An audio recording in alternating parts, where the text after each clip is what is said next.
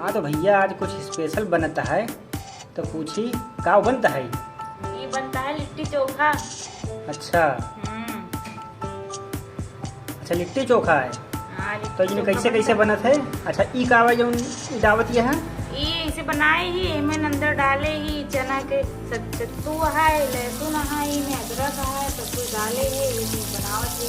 अच्छा तो एक का खाते पूरी पूरी ना खाते निकल लिट्टी खाते नहीं, ऐसे तो गोल गोल बनते हैं, लेकिन ये बनावट है ऐसे कि ताकि हो जाए ना तो इसे लागत है थोड़े कच्चा रहता है।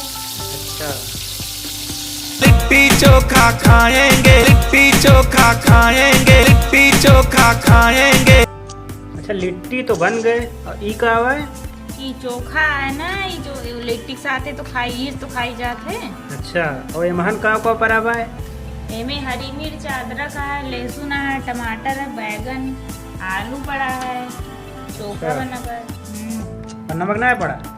नमक पड़ा है, काला नमक पड़ा है, सादा नमक पड़ा है। अच्छा चलो फिर भाई टेस्ट करा।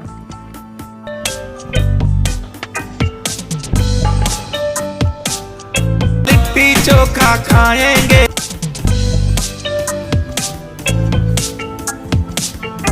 लिट्टी चोखा खाएंगे, लिट्टी चोखा खाएंगे, लिट्टी चोखा खाएंगे।